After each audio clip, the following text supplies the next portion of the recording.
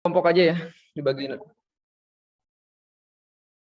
6 kelompok aja, apa namanya, dibagi 6 kelompok berarti ada yang 5, ada yang 4 ya. Oke, ada yang 5, ada yang 4 ya. Jadi tugasnya yang pertama nanti mencari, ini saya tulis di chat aja ya. Tugasnya yang pertama adalah mencari literatur ya, membahas literatur ya. Jadi literatur review ya. Sekalian buat latihan yang 56 itu ya. 56 mau bikin proposal sama ya, 57 juga bikin proposal ya. Ya, jadi membahas jurnal ilmiah ya, jurnal ilmiah kalau bisa sih yang berbahasa Inggris ya, semakin ada bahasa Inggris berarti nilainya semakin baik ya. Jurnal ilmiah yang dia reputable ya, yang bagus gitu ya. Yang bertema tentang kualitas udara, nanti temanya akan dibagi gitu. Nah, kemudian jurnal ini akan dibandingkan dengan jurnal lain yang kira-kira bahasanya serupa gitu. Misalnya PM2,5 sama PM2,5, yang satu di Cina, yang satu di Australia misalnya begitu ya. Ataupun smoke, yang satu di mana, yang satu di mana gitu ya. Gitu. Jadi jurnal utama yang dikaji itu satu, pembandingnya boleh minimal 2 ya. Minimal 2 ya. Minimal 2 gitu ya. Jadi pembandingnya jurnalnya minimal 2. Kemudian jurnal utamanya 1. Jurnal utamanya 1, kemudian kajian pembandingnya 2. Ya, kajian pembandingnya 2. Itu ya. Jurnal utama 1, kajian pembanding 2. Oke.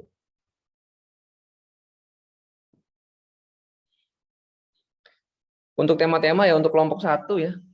Kelompok 1 adalah PM ya. PM 2,5 ya. Kemudian yang kedua kabut asap ya. Atau smoke ya. Boleh smoke, boleh yang industrial, boleh yang mana terserah aja ya. Terus yang ketiga hujan asam ya. Kemudian yang keempat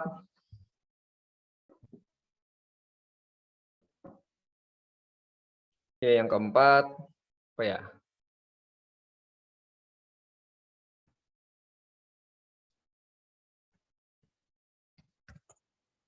Polusi, oh ini, tropospheric ozone ya, tropospheric ozone atau ozon permukaan ya. Terus yang kelima ya, debu letusan gunung berapi.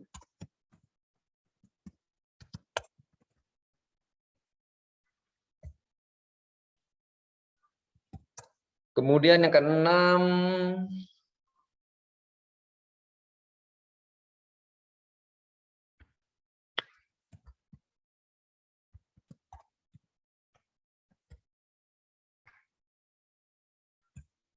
karbon. Ya, jadi ada pembagian 6 ya. Nah, terserah milih yang mana aja ya. Pokoknya pokoknya satu kelompok satu ya, beda-beda ya.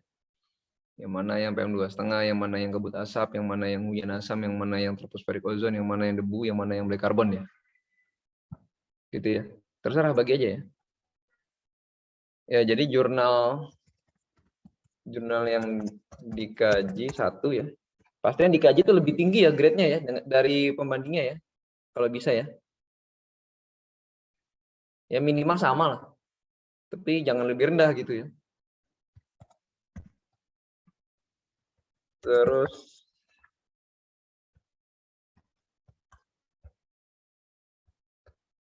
jurnal pembandingnya minimal 2 ya. Ya. Ya. Jadi dikaji ya, bukan ditranslate. Bukan ditranslate.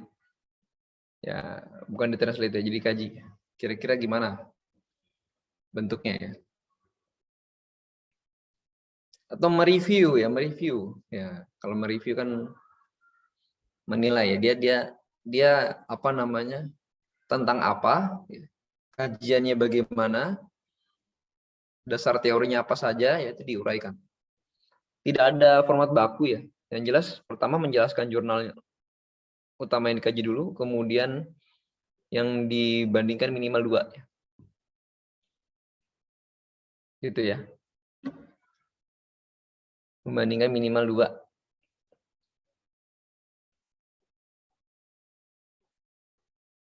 Oke.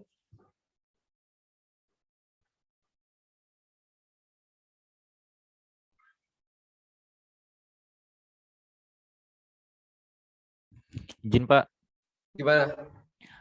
untuk poin-poin utama yang apa yang dibuat dikaji itu ada ketentuannya nggak Pak? Maksudnya harus ada ini itu gitu Pak? Enggak ada sih, Ada ya? bebas. Yang Bebas jelas aja. ada pembandingnya, ada pembandingnya gitu. Ya. Jadi bukan eh, yang jelas bukan mentranslate gitu ya. Bukan translate dipindahin gitu ya. Ya, ketika membahas pembanding itu dia berarti barangkali ada perbedaan teori misalnya ya. Misalnya nih pada pemodelan debu letusan gunung berapi ya misalnya. Ya pada pemodelannya ya misalnya. Nah, misalnya yang di jurnal utama pakai skema ini parametrisasinya, sementara pembandingnya ini begini gitu. Hasilnya gimana? Ternyata pakai ini bagus di mana, pakai ini bagus di mana gitu. Atau PM2,5 ya. PM2,5 yang di jurnal yang utamanya ya, itu dia menggunakan alat sampling misalnya. Alat sampling, kemudian yang di jurnal pembandingnya dia menggunakan monitoring BAM. Nah, perbedaannya itu sehingga hasilnya nanti bisa beda. Atau yang pertama pakai model dinamis, yang kedua pakai model statistik gitu. Itu dijelaskan gimana gitu perbandingannya. Ya, itu untuk memperlancar literatur review ya.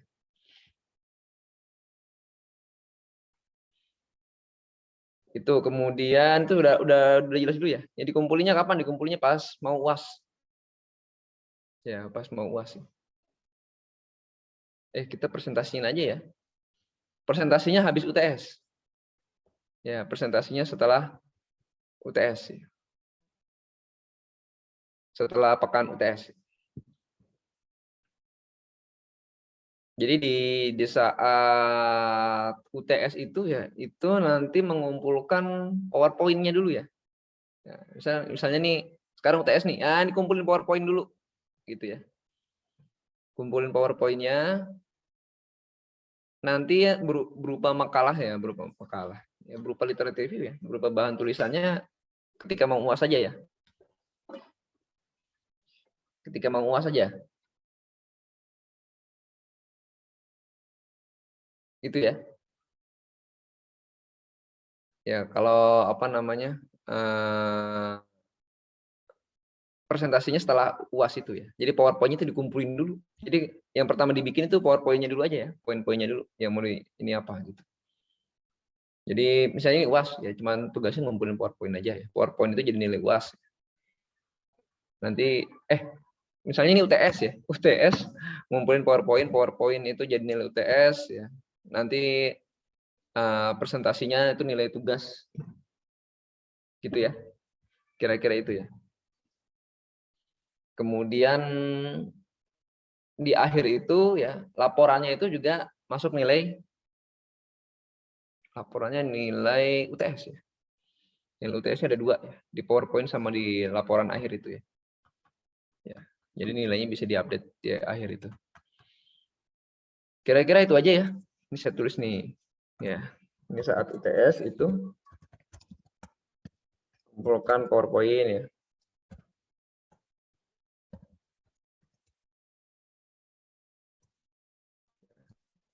Presentasi tiap kelompok setelah bukan UTS ya. Kemudian sebelum UAS dikumpulkan laporan.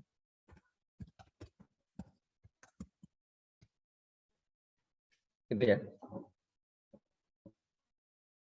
Nah, Jadi setiap orang itu wajib bicara ya. Di presentasi ya, jangan cuma mengenalkan anggota kelompok doang ya. Ya ngomong, iya pasti dibagi-bagi. Nah itu kan karena itu berlima, jadi bagiannya harus ada 5. Silakan nanti dibagi-bagi aja. Jadi jangan cuma ngenalin kelompok terus sudah selesai penutupan ya. Itu ya.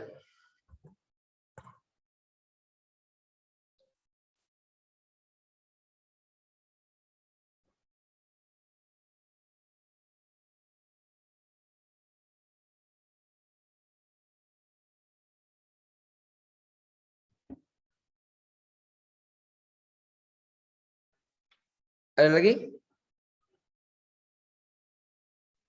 Pembagian kelompoknya, Pak. Itu terserah. Bagi sendiri aja. Atur aja sendiri ya. Terserah. Bagi sendiri, pilih sendiri ya. Masing-masing satu tema. Jadi temanya ada 6 ya, ada 6 itu. 6 kelompok ya. Gitu ya. Kelompoknya bagi sendiri terserah ya, atur aja. Bebas. Ya, kalau bisa sih 57 campur ya, jangan jadi 57 aja ya. Campurlah dengan 56. Itu sih, itu aja kriterianya. Harus dilebur ya. Jangan cuma 57 sendiri kan. Ya. Campur aja, campur.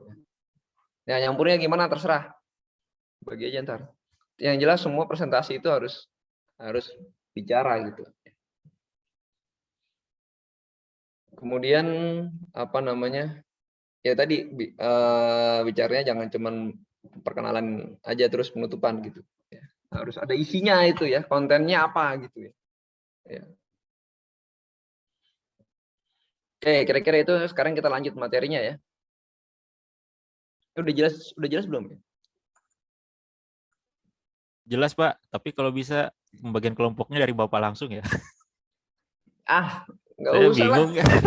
Bagi sendiri aja. Ya, maksud saya yang bagi sendiri aja, bebas. Ya. Berarti ini ya Pak, izin mungkin rekan-rekan dari Klimat 6 aja yang bagi ya. Kami ready Iya. ya. Ya, Ya, karena kita itu cuma berlima kan dari K7. nah, iya, yang jelas bisa-bisa yang ke-57 ya. Gitu. Siapa? Itu aja. Oke. Berikutnya kita akan bahas tentang black carbon. Ke black carbon dulu deh ya.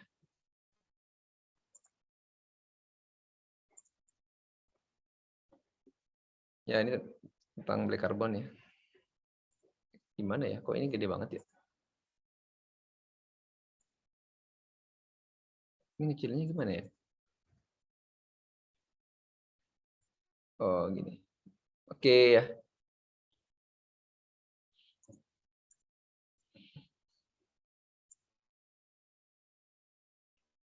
Kelihatan slide show-nya nggak ya? Enggak Pak, yang kelihatan yang Nggak kelihatan ini ya? next slide gitu, yang Oh, gitu ya. Bisa gitu ya. ya.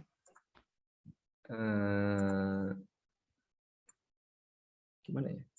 Di slide show-nya Pak, di slide show-nya diatur Pak. Oh gitu ya.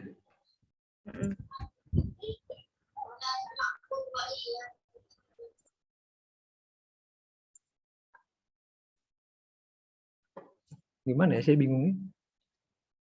Display setting, swipe. Gini, bisa kelihatan? Enggak juga? Udah Pak. Sudah Pak. Udah ya, Pak. Udah slideshow ya? Sudah. Oke ya. Jadi black carbon ya, black carbon itu ya dia pembentuk ya. Ya, unsur karbon itu sebenarnya unsur yang paling melimpah di alam ya. Paling banyak ya. Nah, ya. Dia bisa bentuknya dari grafit ya, ini ada arang ya. Batu arang, kemudian ada sampai ke intan ya. Berlian ya. Berlian ini juga dari karbon, sama aja ya. Kenapa yang satu hitam, yang satu berkilau-kilau nih ya? Nah, karena kalau di grafit itu dia apa namanya, molekul-molekulnya dia tidak beraturan ya. Tapi kalau di intan ya, di berlian itu dia strukturnya sudah beraturan ya. Ya, sangat kompleks sekali ya. Jadi sebenarnya kalau grafit ini awalnya sebenarnya berlian ini bentuknya grafit gini hitam ya. Karbonnya hitam begini ya. Kemudian dia mengalami tekanan yang besar gitu ya di dalam permukaan bumi ya. Dan suhu tinggi gitu ya. Sehingga struktur ini akan tertempa gitu ya. Jadi dia akan compact ya. Nah, uniknya itu setelah compact itu jadi berkilau gini ya. Aslinya dia hitam ini. Ya ini kayak manusia ya. Ya kalau kita itu pada awalnya itu orang yang tidak berguna begitu, dianggap tidak berguna ya, dianggap sampah masyarakat barangkali ya. Itu kalau kita ditempa terus ya, ditempa dengan berbagai ujian cobaan bersabar itu ya. Nah, kita akan menjadi orang yang kuat itu jadi kita baru bisa jadi berkilau di masyarakat begitu ya. Kira-kira gitu. Sama ini belajar dari alam ini. Ya, contohnya apa? Contohnya berlian. Sama aja ya. Orang hebat dengan orang nggak hebat itu bumbunya sama aja ya. Sama-sama manusia. Ini juga sama ya. Arang sama berlian sama ya. Dasarnya adalah karbon ya. Yang satu tidak ditempa, yang satu ditempa. Gitu ya. Oke. Kemudian dia juga punya bentuk lainnya ya. Bentuk lainnya ada macam-macam ya. Ada yang bentuknya bola, ada yang bentuknya serat ya, serat karbon ya. Serat karbon kalau di dunia balap ya. Serat karbon itu ya karbon fiber ya. Itu buat balapan ya, buat membangun struktur kendaraan balap ya. Sangat ringan gitu ya. Ada juga yang bentuknya jelaga ya. Jelaga ini ya kayak apa ya? Kalau pernah sekarang udah nggak pernah lihat mungkin ya. Pernah tahu Petromax ya? Nah, nyalakan lampu Petromax itu kan banyak abunya kan? Nah, banyak abunya. Nah, itu namanya jelaga itu ya. Itu jelaga, namanya jelaga. Bahasa Indonesia jelaga ya, bahasa Inggrisnya soot. Ya, dia jelaga ya. Soot. Kemudian ada juga bentuknya bentuk benang begini ya. Ya, bisa juga ya. Serat dari karbon benang ini. Contohnya di jaring laba-laba itu ya. Itu kan super kuat itu ya. Ya sama itu karbon juga itu ya. Jaring laba-laba itu. Sekitar 10 juta senyawa mengandung atom karbon. Apa aja banyak banget ya. Banyak sekali. Dari CO2, metana, BBM, cuka, dari yang bisa dimakan sampai yang nggak bisa dimakan, bahkan kulit kita, bahkan otak kita ya, darah kita juga ada karbonnya gitu. Banyak banget, macam-macam ya. Karbon ini paling banyak ya. Atom karbon ini penyusun senyawa paling banyak. Kemudian yang dimasuk dengan black carbon apa sih ya? Karbon hitam. Ya, black carbon itu adalah produk dari pembakaran tidak sempurna ya. Yang terdiri dari karbon amorf. Amorf itu tidak berbentuk. Makanya kalau ditanya black carbon bentuknya gimana? Ya dia nggak ada bentuknya gitu ya.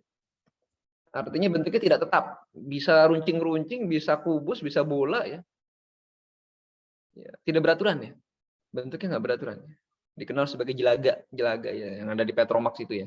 Itu yang punya yang masih masak dengan kayu bakar ya, ada abunya itu yang hitam-hitam itu di dapur itu ya, itu jelaga itu di cowel itu ya, jelaga. Nah itu karena pembakaran yang tidak sempurna ya. Misalnya ini ada kayu ya. Kayu kalau di tungku kompornya itu sirkulasi udaranya nggak bagus, berarti kan oksigennya kurang. Ya, sehingga jadi kayak arang-arang gitu ya. Ya itu black carbon juga itu ya. Arang itu ya. Tapi black carbon yang di sini dimaksud ini yang bisa ketiup-tiup gitu. Jadi debu-debu arangnya itu yang hitam-hitam itu ya. Lebih tepatnya ya. Lebih tepatnya debu-debu arang. Oke ya. Kemudian ya. Nah, ini dampak utamanya apa sih dari black carbon ini? Ya, partikel ini memiliki kemampuan untuk mengubah iklim dan mempengaruhi kesehatan manusia dan lingkungan. Ya, ini contohnya ini ada cerobong asap ya. Ini ada black carbon smoke yang keluar di Hampshire, England ya. Sama aja ya, di sana juga ada kayak gini-gini juga ya. Di Indonesia apalagi ya, gampang ditemui ya di pabrik-pabrik ya. Nah, ini keluar ya. Nah, kenapa dibikin cerobong ya? Kalau dia nggak dibikin, kalau cerobongnya nggak tinggi, dia akan jatuh ke sini. Dia kan memang dilempar ke atas agar terkena buoyancy yang sangat tinggi dari udara gitu. Jadi biar ke atas ya, sengaja. Kalau dia terlalu pendek, dia akhirnya masuk ke atmosfer yang di bawah ini ya. Dekat permukaan buoyancy-nya kurang, dia turun. Ini sengaja dilempar ke atas ya. Cerobong itu sengaja dibuat tinggi sekali ya. Nah, ini ada efeknya, ada albedo efek, pemanasan global ya, mencairkan salju dan es. Kemudian ada polusi ya. Kemudian juga mempengaruhi kesehatan manusia ya.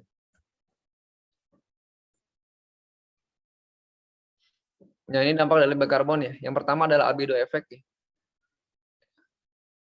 Jadi albedo itu kalau yang lupa ya itu adalah selisih ya, perbandingan ya antara yang energi yang dipantulkan dengan yang diterima ya.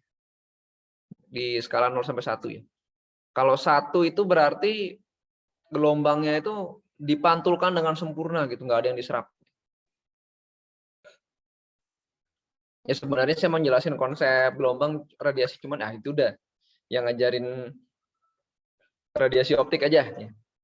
Ini yang ngajarin radiasi optik saya bukan ya? Klimat 6 ya. Iya kan ya? Iya benar ya, dulu bukan, saya. Pak. Ya. Ya, bukan ya? Bukan. Siap, bukan, Pak. Oh, bukan. Ya udahlah, anggap aja udah dijelasin gitu. Ya, kalau dia albedonya semakin rendah ya berarti dia banyak yang diserap ya oleh benda itu dan yang dipantulkan sedikit gitu. Ya, ini contohnya ini ya. Ini kan es ya. Ini juga salju juga sebenarnya ya. Cuma salju kena jelaga ini. Ini salju juga nih. Bukan pasir ya. Ini salju ini. Salju yang tertutup dengan abu jelaga. Gitu ya. Karena dia ditutup dengan jelaga ya. Jadi karena gelombang itu sensitif terhadap warnanya itu ya. Nah, di sini itu karena warnanya dia gelap ya. Jadi albedonya turun ya. Artinya apa? Artinya energi dari matahari banyak yang diserap. Yang dipantulkan sedikit. Gitu. Nah, kalau dia menyerap kan benda hitam itu kan memancarkan energi yang diserap ya. Ya, jadi benda hitam itu ya, semua benda ya, black body ya, kecuali matahari ya.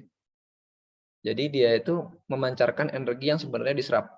Contoh ini misalnya suhu badan 36 derajat Celcius ya. Ya, itu berarti suhu badan itu adalah energi yang diserap sebenarnya oleh badan gitu, oleh kulit ya. Itu atau misalnya nih handphone ya. Ini ada handphone ini ternyata suhunya 100 derajat Celcius ya. Ya, dia memancarkan suhu yang sebenarnya diserap oleh benda ini gitu. Ya.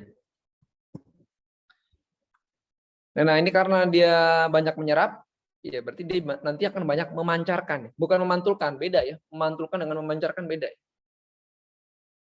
Kalau dipantulkan, dipancarkan beda. Yang panas yang mana? Yang panas adalah yang memancarkan.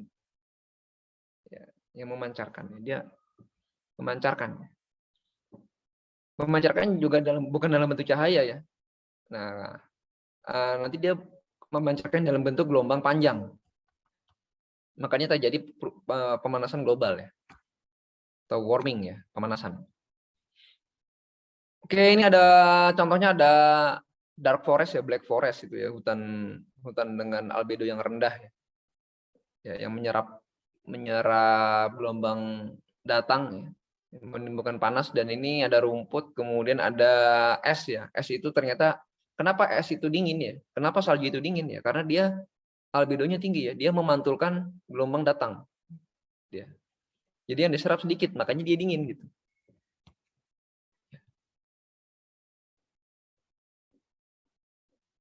Kemudian pemanasan global.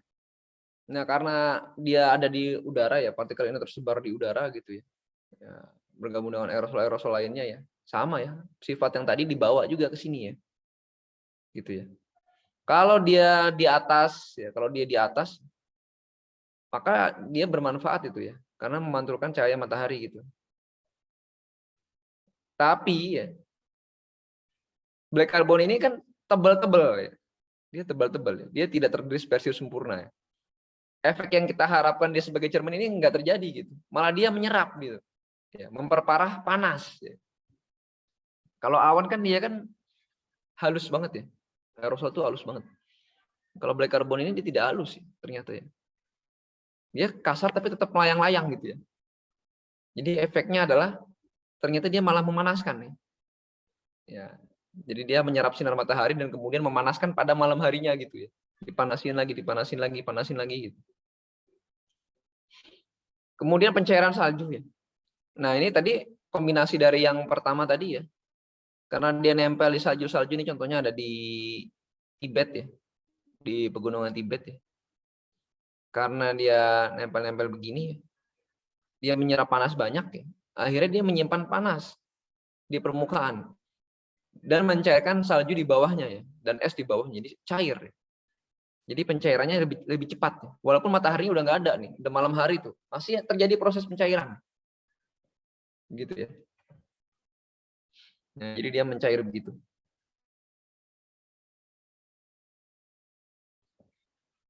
Oke, nah ini kadang-kadang ini membuat suatu apa ya? Suatu siklus ya, siklus yang tidak jelas mana telur mana ayam ya. Jadi mana yang permulaan nggak ada ya. Yang jelas ada jelaga nempel ke es gitu ya. Dan ada di udara ya. Kemudian matahari itu diserap ya, tadi ya. Udaranya memanas ya.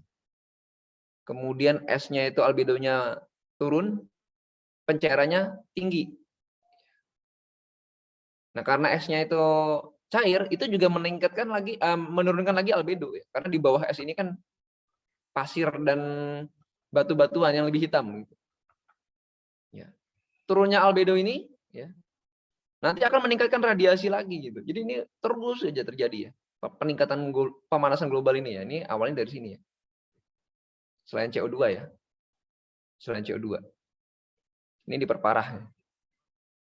Nah, jadi black carbon di snow, di salju maupun di es ya, itu menurunkan albedo ya. Dia menyerap lebih banyak sinar matahari yang menyebabkan salju dan es mencair ya. Dikenal sebagai ice albedo effect ya, atau efek es dan albedo ya. Feedback ya, feedback. Jadi ada umpan balik ya. Videonya nggak bisa diputar ya. Bisa nggak ya? Nggak bisa. Ke link baru ya. Jadi dua area yang paling sensitif terhadap black carbon ini ada penelitiannya ya. Yang pertama adalah di Arktik ya. Arktik itu adalah kutub utara ya. Nah, itu udah hilang esnya. Udah nggak ada lagi ya. Ada kalau musim dingin ya. Kalau musim semi itu udah hilang udah jadi air ya. Beruang kutub udah mau punah ya. Beruang kutub kan adanya kan di utara ya. Kalau penguin kan di selatan. Beruang kutub di kutub utara, penguin di kutub selatan. Penguinnya masih ada, beruang kutubnya itu sudah hilang. Sudah nyaris hilang. Karena sudah apa ya, ini esnya ini udah pada mencair gitu ya. Jadi di air, dia kan hidupnya nggak bisa di air ya. Harusnya dia di atas es gitu. Ya. Banyak yang mati ya, banyak. Sudah hilang. Kemudian kenapa di utara juga? Ya karena memang bumi itu kan dia kan sebagian besar kan populasi manusia itu adanya di utara ya. Di selatan itu sedikit. Coba yang di selatan itu apa sih, paling Australia kan, New Zealand, kemudian apa Amerika Selatan. Amerika Selatan itu pun di bawahnya Ekuador. Ya, di bawahnya Ekuador, di selatannya Ekuador ya. Cuman ada Argentina, Chili, Paraguay, Uruguay gitu ya. Brazil separuh di bawah itu ya.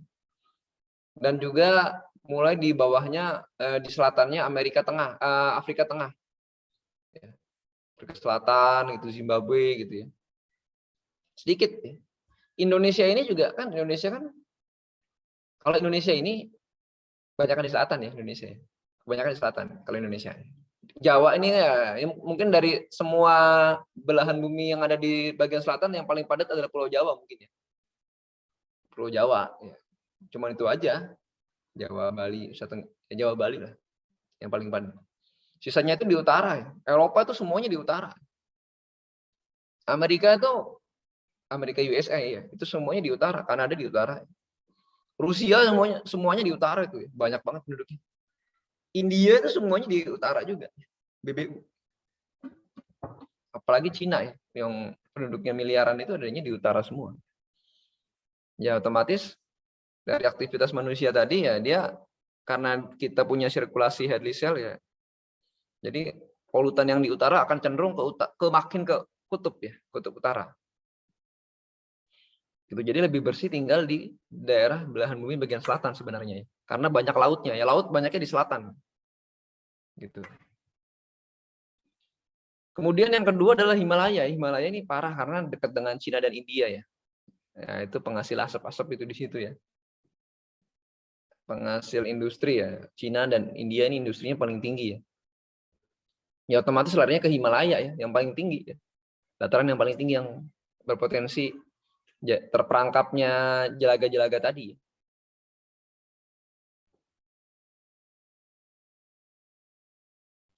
Kemudian tentang visibility atau polusi ya.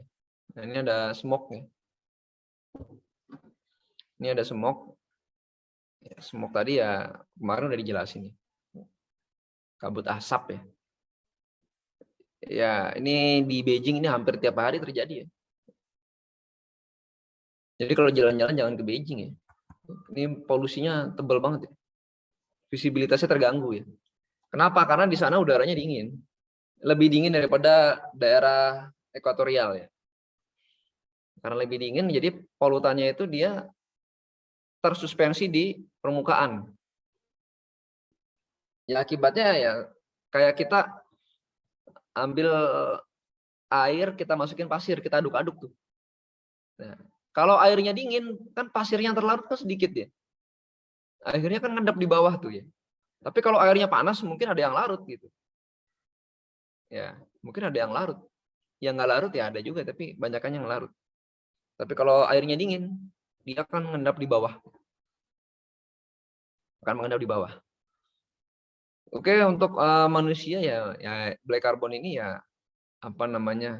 Ya sangat berbahaya juga ya bagi manusia ya. Tadi ya karena dia amorf ya. Amorf itu tidak beraturan ya.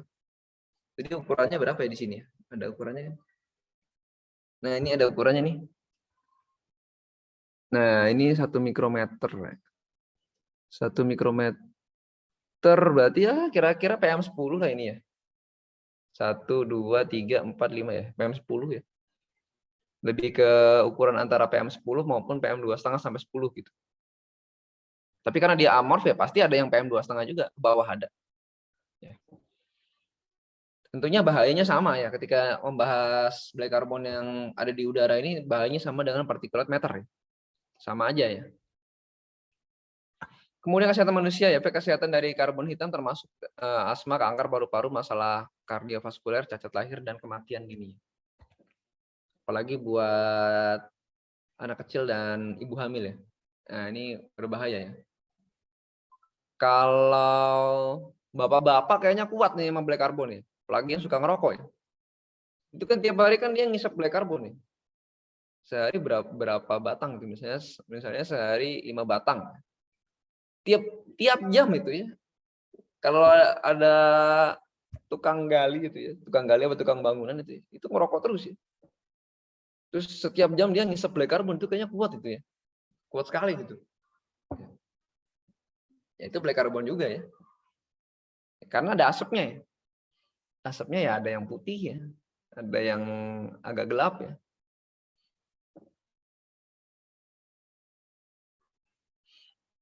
Jadi identifikasi sumber alam ya dan antropogenik dari black carbon ya, identifikasinya gimana ya? Ini kalau kita lihat ini dari peta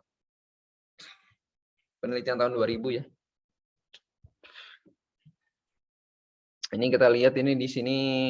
Nah, ini kan banyak yang ini kan khatulistiwa nih. Ini kalau saya tarik garis nih.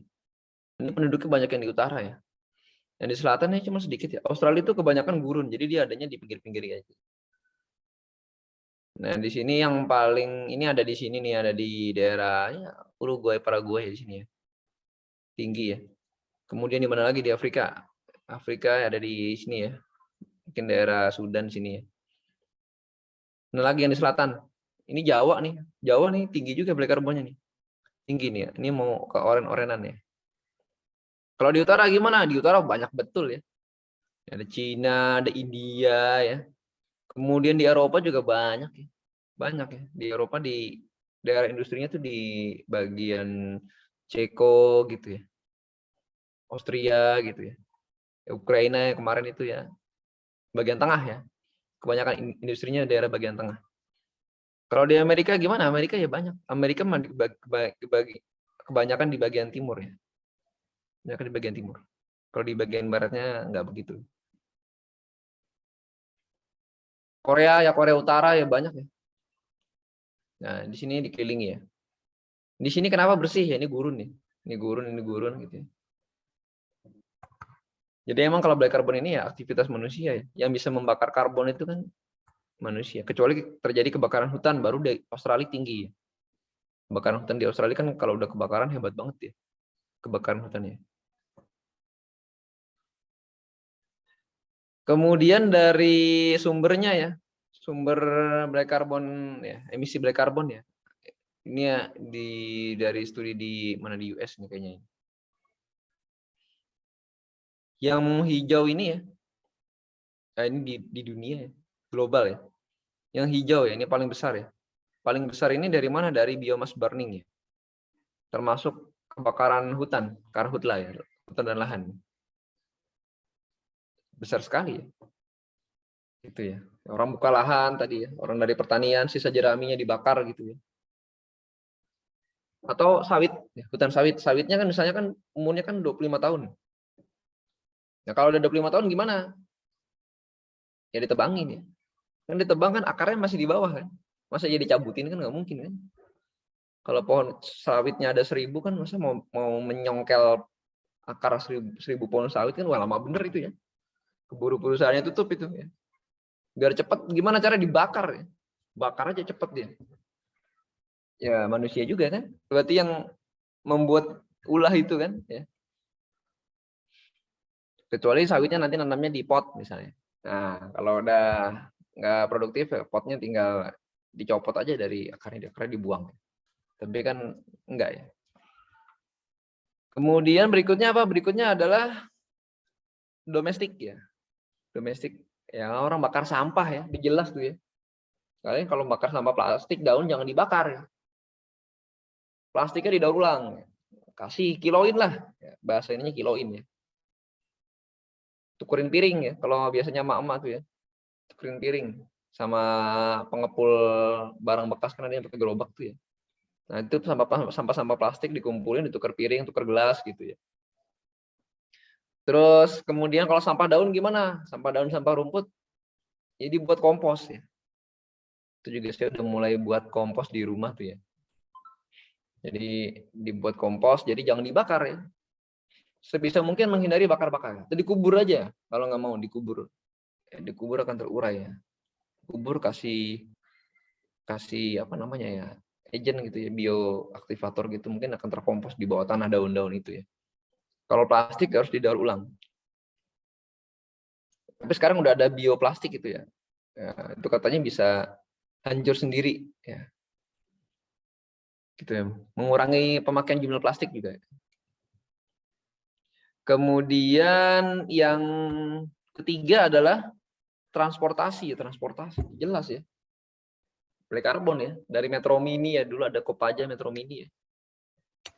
Sekarang udah nggak ada ya, udah berkurang berarti ya black carbonnya ya. Kalau di Jakarta ya. Bajai dulu juga asapnya hitam dulu bajai itu ya. Sekarang bajainya bajai BBG jadi lebih bersih lah. Dulu itu waduh bukan main dulu ya. Jakarta itu waduh. Saya udah makanya dulu saya males jalan-jalan itu karena ya itu banyak Metro Mini sama apa namanya Kopaja itu ya. Itu hitam banget ya. Itu udah pasti black carbon itu ya. Ya, jelaganya banyak banget ya.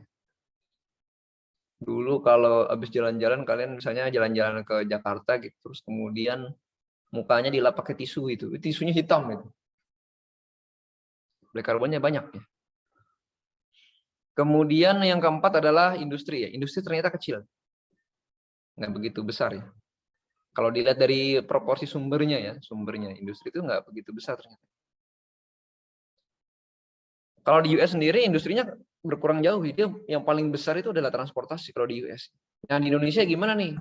Belum tahu nih. Penelitiannya nih kayak gimana ya? Agak-agak susah nih.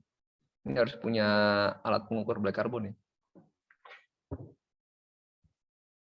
Ya kalau di US itu yang paling besar itu malah transportasinya, kemudian kedua adalah open biomass burning, baru yang ketiga adalah energi power ya. Ya genset ya dari BBM, dari pembakaran PLTU batu bara, sama aja itu ya. Keluarnya ya asap-asap juga ya, asap warna hitam itu ya.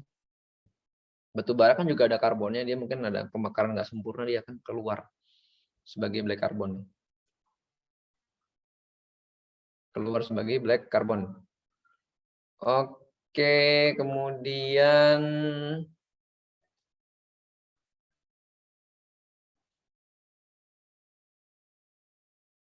nah ini sumber yang terbesar ya, ini ada agricultural burning ya.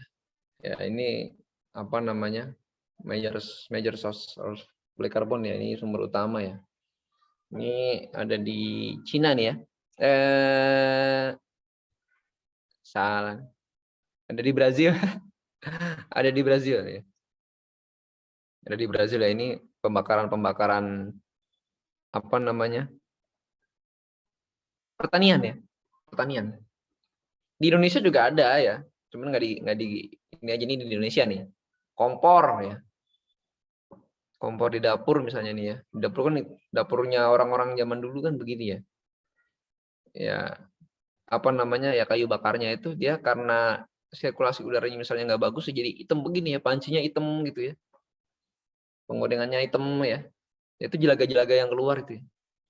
Nah, ini nggak efisien. Kemudian dari sumber alami ada dari laut ya, laut barangkali di situ ada black carbon yang udah sisa kena ombak terbang lagi gitu ya.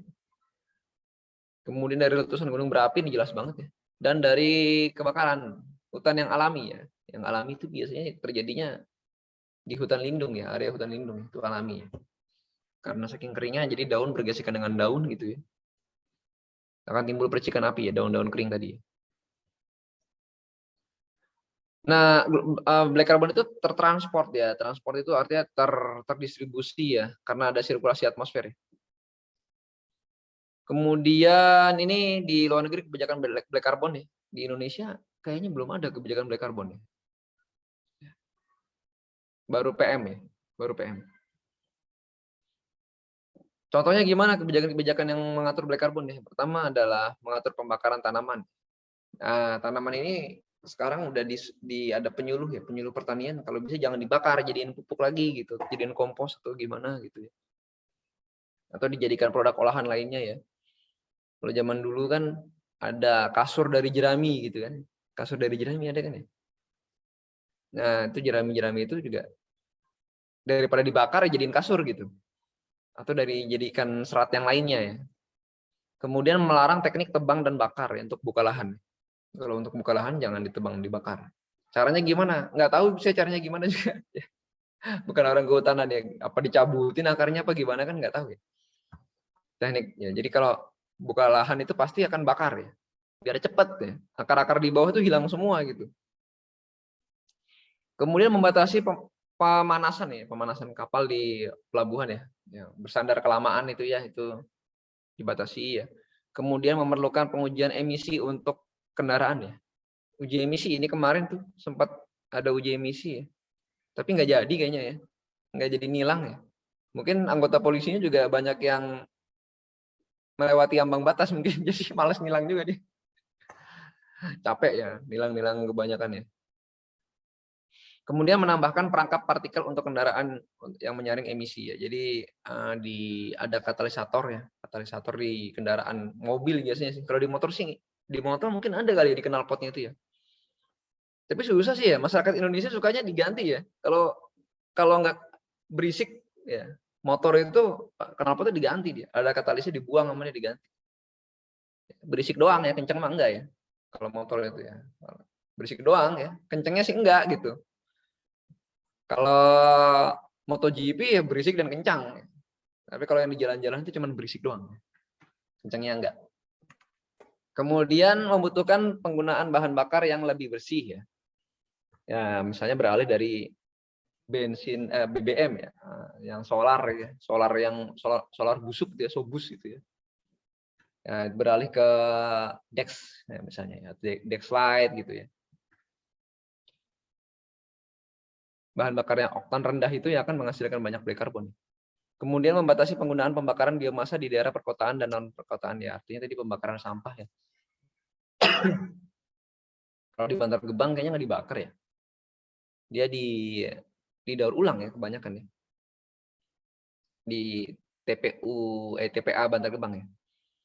Kemudian membutuhkan izin untuk mengoperasikan industri atau pembangkit teknik atau pembangkit listrik yang membatasi emisi black carbon ya. Jadi izin AMDAL-nya diperketat kembali ya. Nah, ini contoh, ini misalnya mau tetap pakai batu bara gitu ya. Tetap mau pakai kayu bakar, ini ada contoh kompornya yang bagus seperti ini begitu ya. Nah, ini bukan cuma bagus bentuknya doang ya. Kan dia sirkulasi udaranya juga udah diatur gitu ya. Ya. Jadi mengurangi asap 80% gitu daripada tungku-tungku konservatif biasanya begitu ya. Ini katalisator yang ada di mesin apa namanya pembuangan exhaust ya, exhaustnya mesin diesel ya. Nah, ini kalau misalnya Kopaja itu harusnya kan dia kan bahan bakar diesel ya, itu dia terperangkap ke sini ya. Jelaganya terperangkap di sini harusnya ya. Harusnya. Tapi nggak tahu ya, kayak udah berpuluh-puluh tahun mungkin ya. Jadi di sini juga udah jenuh dengan black carbon ya. Jadi keluarnya tetap hitam gitu. Kalau sekarang apa ya kendaraan yang asapnya hitam itu? Truk doang ya tinggal sisa ya. Kalau di Jakarta tinggal sisa truk doang ya. Kalau Kopaja sama Metro Mini udah diganti jadi bis yang BBG itu kayak busway kecil itu ya. Angkot-angkotnya juga udah bagus-bagus sekarang ya, kebanyakan ya. Kemudian apa lagi ya? Bajainya juga udah BBG ya. Jadi lumayan sih ya, lumayan banyak berkurang ya. Oke, cara mengurangi black carbon ya, menggunakan teknologi diesel yang bersih untuk mesin ya. Dieselnya harus bersih ya. Tapi diesel yang bersih itu mahal ya. Biasanya diesel yang bersih itu mahal gitu. Contohnya mobil-mobil Eropa kan banyak yang Hyundai itu ya. Kan sekarang udah ada yang common rail diesel ya, CRD ya. Itu dia dieselnya solarnya nggak mau dikasih solar yang harga 5.500 tuh ya. Maunya dikasih solar yang harga 13.000 tuh yang ada di pom bensin Shell gitu ya. Kemudian mengambil transportasi massal atau mengendarai sepeda kapanpun memungkinkan. Ya, transportasi massal ya. Ya. Tapi karena pandemi ya susah juga ya. Pandemi biasanya kan di KRL ya. Komuter lain di Jakarta itu kan udah kayak ikan asin ya. Ikan asin tempel-tempel semua ya manusia ya. Kalau udah sore-sore itu ya. Udah nggak jelas itu ya. Terus saya nggak suka ya naik KRL. Kenapa? Karena saya pendek ya. Jadi nyium ketek orang terus gitu. Kalau yang tinggi enak ya. Kalau yang tingginya 190 gitu enak naik KRL ya. Ya, kalau yang tingginya di bawah 170 kayaknya susah ya naik KRL itu ya. Pasti kena ketek orang gitu ya. Mau pegangan udah ada tangan orang di atas itu susah ya. Nggak enak ya. Kurang nyaman gitu kalau KRL itu ya, komuter lain. Kalau busway sama aja ya, 11-12 ya. Nasibnya sama aja busway itu ya. Kalau MRT beda ya. MRT agak enak lah sedikit ya.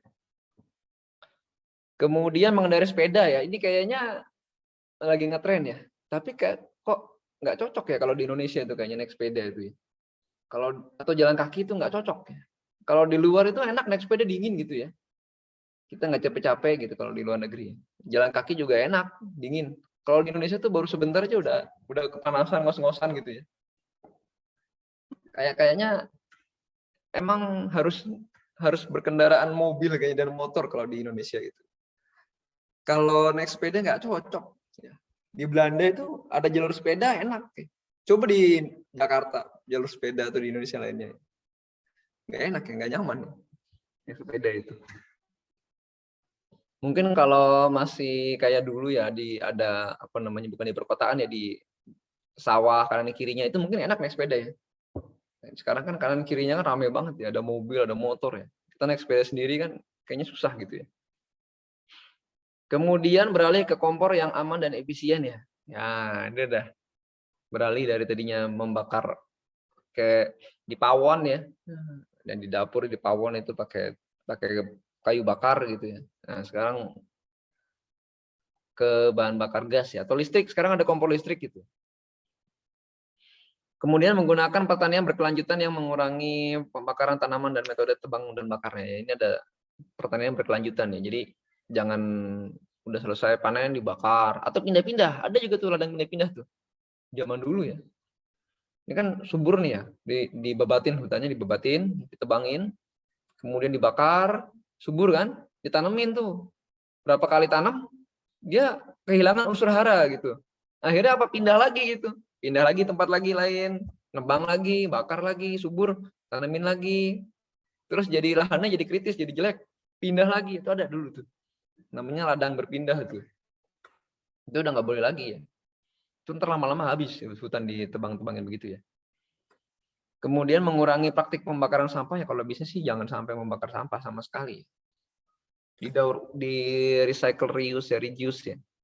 Kemudian dibuat kompos ya. Saya juga udah mulai ya bikin kompos rumah tangga gitu. Jadi dari sampah-sampah rumah tangga ya, apa misalnya ngupas kulit bawang, kentang segala macam ya, dibikin kompos ya. Bikin kompos. Nyabutin rumput di halaman, rumputnya dibikin kompos gitu. Bikin kompos ya. Nah, itu jadi akhirnya tidak membakar ya. Nah, malah bisa kalau mau nanam apa gitu kan. Sekarang kan cabai mahal tuh. Nah, ini mau lebaran cabai mahal. Nah, nanti buat persiapan lebaran tahun depan atau yang mau Natalan akhir tahun, tanam cabai dulu ya dari sekarang tuh. Nah, komposnya dari sampah-sampah tadi. Jadi kita nggak beli cabai gitu, nanam sendiri ya. Nanam sendiri. Ini juga cabai, tomat ya. Udah ditanam, jeruk ya. Daun jeruk ya, pokoknya bumbu dapur lah. Jadi kita udah jarang ke pasar ya. Paling beli-beli apa. Nanti kalau yang lahannya luas, pelihara ayam. Ya, kalau pelihara ayam, karena menurut Bill Gates itu ya, Bill Gates itu pernah ditanya itu kalau seandainya dia jadi jatuh miskin kembali itu dia mau bisnis apa? Ya, kata Bill Gates itu dia mau bisnis ayam. Kenapa? Karena ayam itu paling cepat ya. Ayam bertelur, telurnya jadi ayam lagi, bertelur lagi jadi ayam lagi. Jadi banyak banget gitu ya. Dan makannya itu juga gampang ayam. Omnivora dia, makan apa saja, makan nasi basi juga mau dia. Gitu ya. Sekarang yang lagi dicoba adalah, ini juga saya lagi nyoba-nyoba gimana cara menanam padi di pot gitu ya, kayak orang Jepang gitu. Nah, nanti kalau itu udah bisa, udah ya, jadi swasembada pangan keluarga saya itu. Ya, uang itu cuman buat beli bensin aja ya, sama bayar listrik ya. Listrik juga nanti akan kita cari dengan solar cell ya, pakai di genteng itu ntar mau dikasih solar panel gitu ya.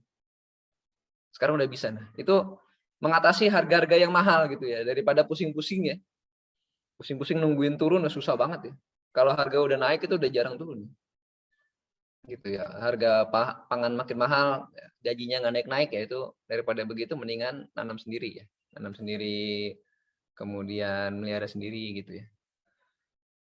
Kemudian mendukung peraturan karbon hitam yang kuat ya. Ini kalau di Indonesia belum terregulasi kalau black carbon ini. Kemudian mendidik orang tentang masalah black carbon ya, mengedukasi masalah black carbon. Jadi nggak cuma CO2 aja ya. CO2 itu nggak kelihatan gitu soalnya. Kalau black carbon ini dampaknya lebih kompleks ya, lebih banyak deh. Oke, kira-kira itu ya. Barangkali ada yang ingin ditanyakan, silakan. Silakan, barangkali ada pertanyaan. Izin Pak. Iya, gimana? Ya, terkait upaya mengurangi black carbon tadi yang itu mengatur pembakaran tanaman serta melarang teknik tebang dan bakar. Kemarin sewaktu dinas di Kalimantan pernah ngikutin kayak pelatihan gitu yang dilaksanakan pemerintah dengan REDD plus itu ya, deforestasi itu ya Pak. Nah, Iya. tapi di situ disampaikan bukan untuk menghentikan pembukaan lahan dengan pembakaran, tapi malah diatur bagaimana cara membakar yang baik dan benar Pak. Jadi saya juga bingung ini sebenarnya bagaimana tujuannya. Mungkin bagaimana tanggapannya Pak? Saya Wah, ini itu sisi sulit ya, emang susah ya. Jadi kita tuh dihadapkan sama dua masalah ya, masalah environmental sama masalah ekonomi ya. Nah, kedua-duanya ini tuh apa ya? Ya apa ya, kalau kita mau melestarikan lingkungan udah pasti kita industrinya atau ininya tidak secepat kalau kita merusak lingkungan ya. Semakin rusak itu kita akan semakin cepat kaya gitu. Cuma kayaknya sebentar gitu. Ini cerita Kepulauan Nauru, tahu ya Kepulauan Nauru ya? Ada kan negara namanya Kepulauan Nauru ya. Itu dia tuh sangat kaya sekali itu. Kalau nggak salah dulu tuh tambangnya tambang nikel ya. Kalau nggak salah ya, saya agak lupa itu ya. Nikel atau apa ya? Apa fosfat? Nikel kayaknya, Pak. Nikel. Izin, Pak, Nikel atau fosfat, fosfat? Oh, Fosfat ya. Fosfat ya. Itu kaya banget itu Nauru tuh dulu tuh katanya ya. Orang itu nggak kerja itu dibayar gitu. Ya, jadi orang di sana tuh pada nggak kerja karena dibayar sama pemerintah, disubsidi terus semuanya, ada makanan, beras segala macam, bensin. Pokoknya kaya banget lah. Nah, karena dia terus menghabisi fosfatnya itu, fosfat diambil pasti lingkungannya rusak ya. Lingkungan hutannya itu rusak pasti, hancur gitu. Dijual terus ya. Jadi dia kaya terus lama-lama karena dia pulaunya kecil ya. Ketika fosfatnya udah habis, lingkungannya rusak. Baru sadar dia ya. Sekarang jadi negara miskin ya. Gitu. Tapi pada waktu itu emang kaya banget gitu. Nah, itu gimana?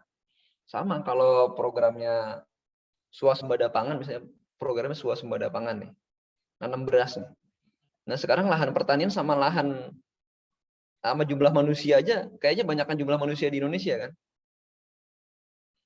Itu kan. Kalau kita mau nanam beras misalnya di Papua nih, saya dapat kabar tapi nggak tahu bener apa enggak ya. Katanya di Merauke di sana tuh hutan dibukain buat nanam padi katanya, nggak tahu bener apa enggak kan. Ya, nggak tahu bener apa enggak, tapi banyak lahan di Papua dibuka ya. Baru-baru ini untuk ditanami padi.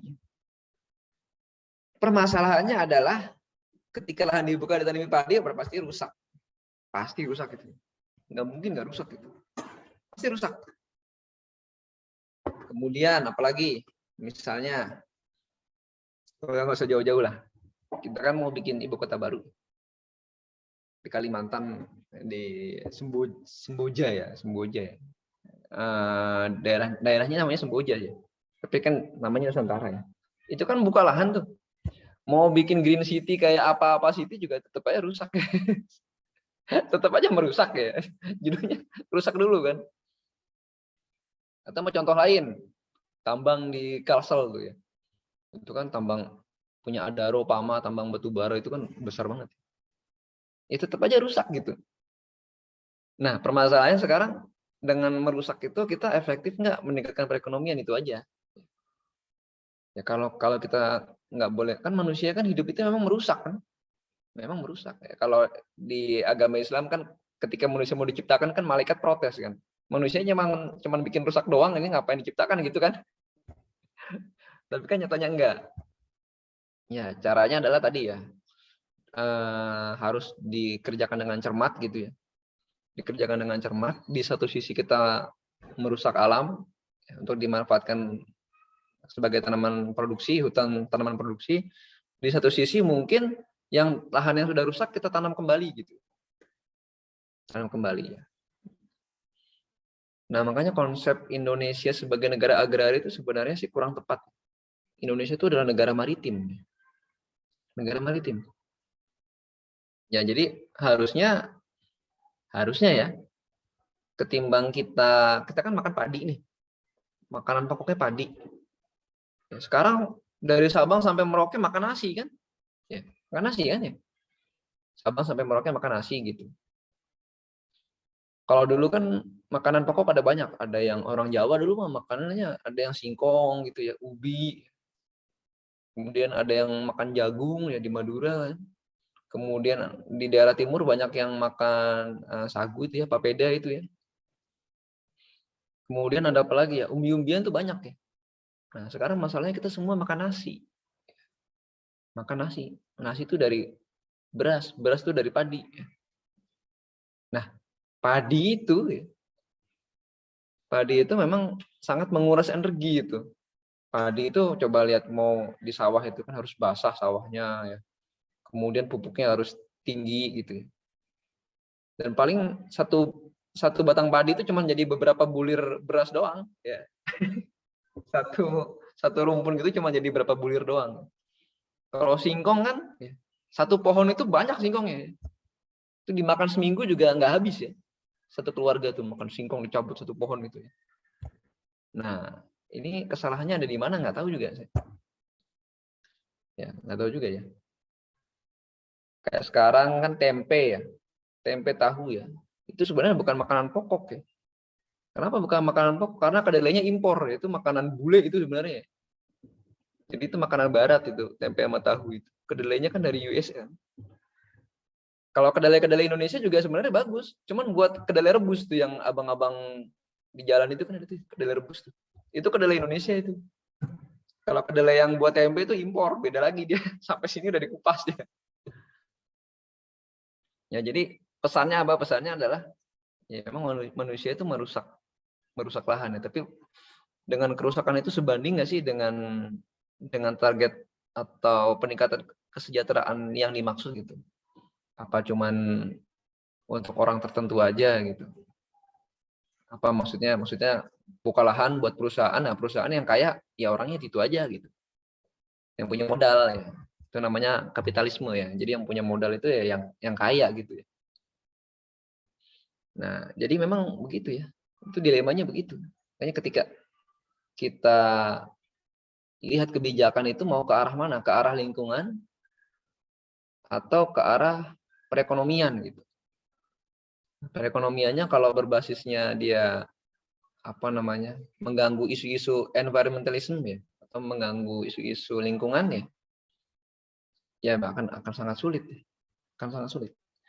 Kayaknya kalau kita tanya ke kebun sawit itu pasti status lahannya itu HGU ya, hak guna usaha ya, HGU.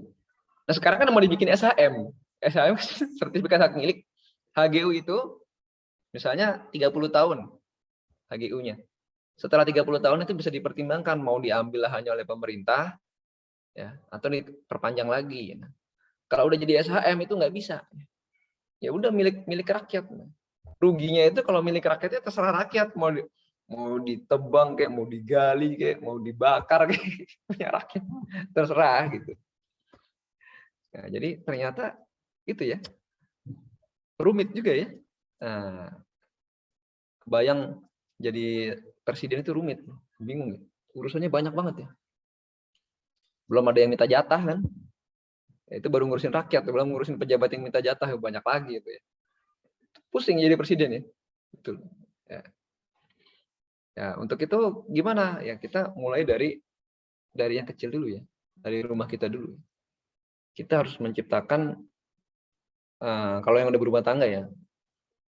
Rumah tangga yang arahnya ke environmentalism ya, ke lingkungan gitu. Ke lingkungan semuanya arahnya ke lingkungan tadi. Dari mulai yang bakar-bakar dikurangi ya, pembuatan kompos, kemudian menanam itu nggak harus ada lahan ya, di pot, di apa ya. Untuk mengurangi isu-isu lingkungan tadi. Gitu. Terus juga kalau punya rumah misalnya punya tanah 100 meter itu jangan dibangun rumah semua ya. Jangan dibangun kontrakan semua isinya berapa puluh pintu gitu ya. Dibangun ada resapan airnya gitu. Kalau orang Jakarta itu juga susah.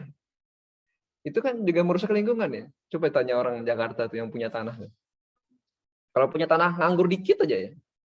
Kalau di daerah saya kan dulu kan orang Jakarta kan, orang Betawi kan adatnya kan kalau ada yang keluarganya meninggal kan dikubur di belakang rumah tuh ya. Gitu ya.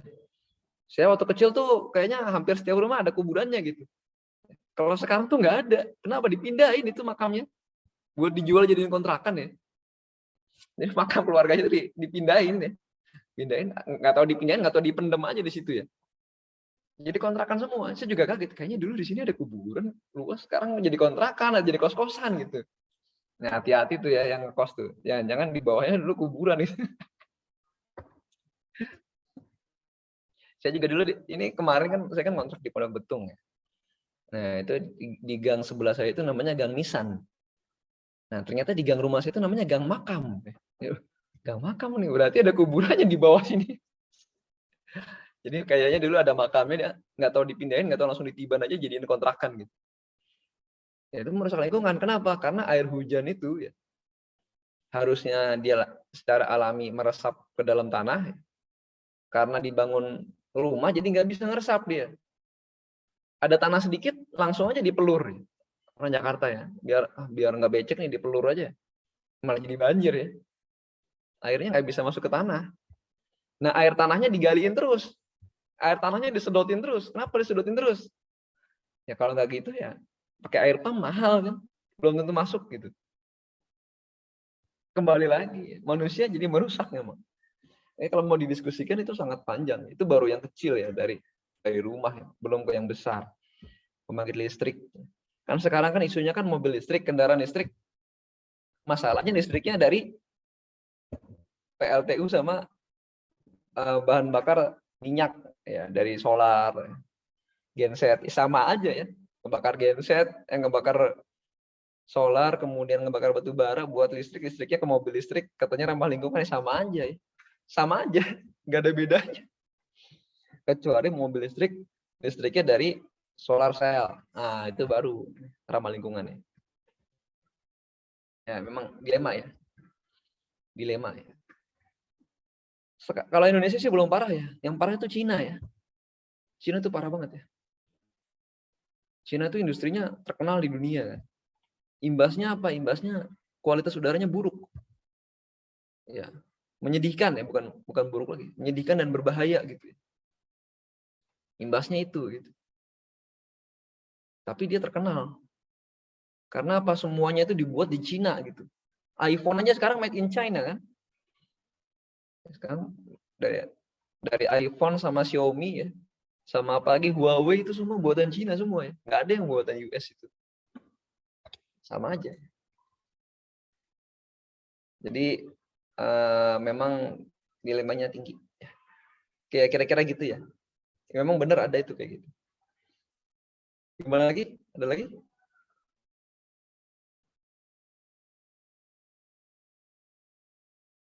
Makanya nanti kan mau ada undang-undang baru ya. Namanya undang-undang apa namanya? Omnibus Law tentang lingkungan. Ya, Omnibus Law tentang lingkungan. Jadi banyak peraturan yang tumpang tindih. Ini ada peraturan Kementerian Lingkungan Hidup. Ini ada peraturan Kementerian Pertanian, Perindustrian, Pertanahan, apalagi Kementerian, banyak lah macam-macam. Tumpang tindih. Yang satu kebijakannya ke arah lingkungan, yang satu ke arah industri, ini bertabrakan. Nanti mau dibikin Omnibus Law. Jadi satu aja peraturannya. Ya, barangkali punya lahan sawit mau bikin kebunan sawit. Saya juga punya om yang punya lahan sawit di Pangkalan Bun ya. Ada juga ya, punya pribadi gitu ya. Ya, itu mengelola perkebunannya itu ya. Kira-kira gitu ya. Gimana? Ada lagi?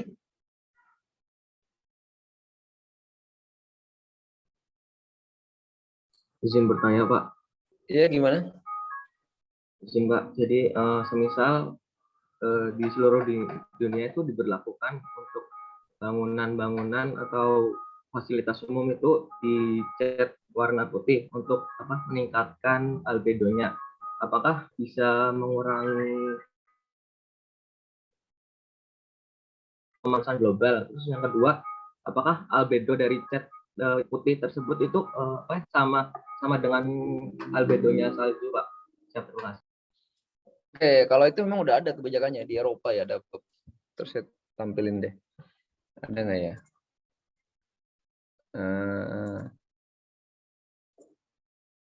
Itu namanya geoengineering ya. Jadi ada usaha-usaha untuk itu nanti di perubahan iklim sih ya, sebenarnya dibahas. Sebentar nih,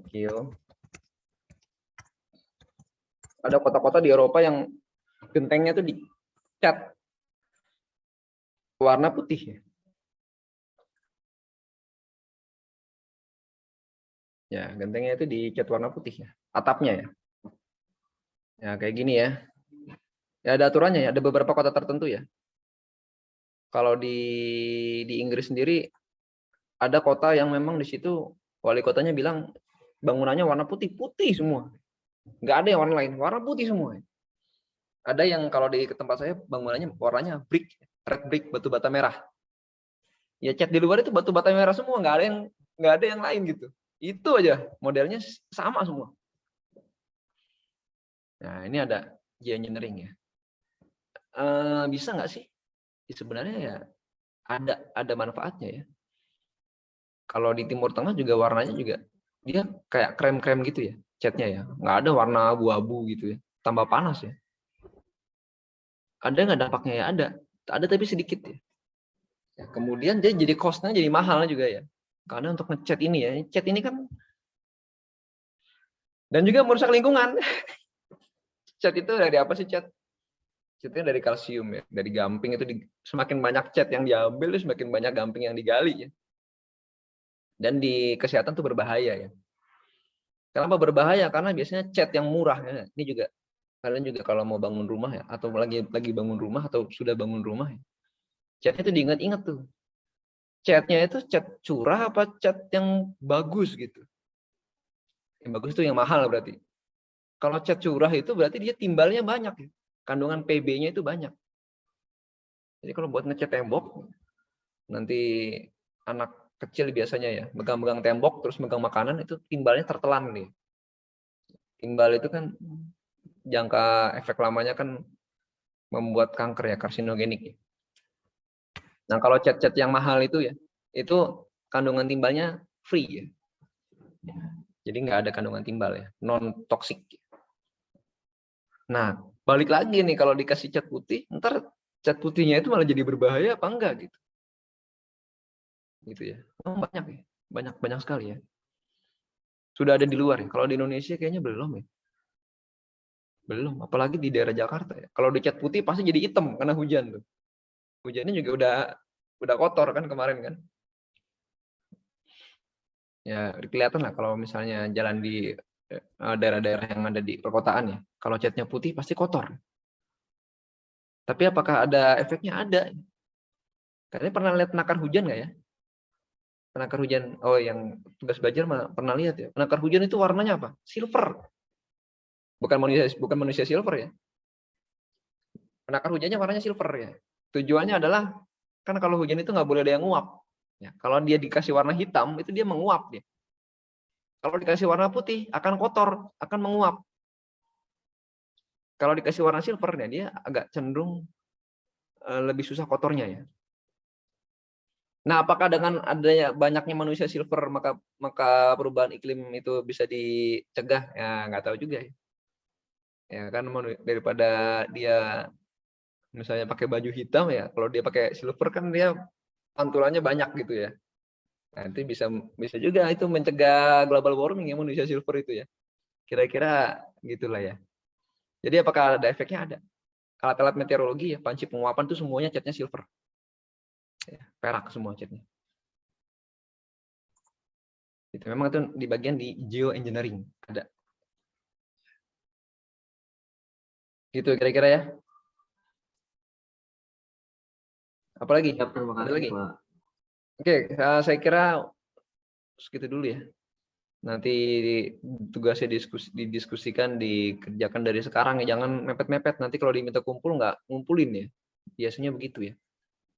Jadi kerjakan besok minggu depan insya Allah kita kayaknya ikut diskusi di pusat ya. Jadi kalian ikut aja ya. Memang saya minta ikut gitu. Jam 8 biasa ya, jam 8. Atau ntar ada undangannya saya kasih. Jadi jangan telat, kemudian apa namanya backgroundnya disiapin ya. Maksudnya yang rapi gitu bajunya ya. Dan ntar juga boleh bertanya. Boleh bertanya, boleh. Ya bertanya aja boleh.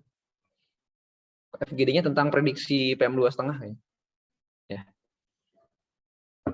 Prediksi PM2,5 nanti ada seniornya mau paparan juga. Bukan senior, alumni. Alumninya bimbingan saya. Namanya saya lupa ya. Siapa namanya? Lupa namanya ya. Ya, minggu depan nanti adalah ya. Oke, sekian dari saya. Terima kasih. Wassalamualaikum warahmatullahi wabarakatuh. Selamat siang. Waalaikumsalam warahmatullahi wabarakatuh. Assalamualaikum warahmatullahi Terima kasih, Pak. wabarakatuh. Ya, Pak. Selamat siang, Terima Pak. kasih banyak, Terima Pak. kasih, Pak. Selamat siang.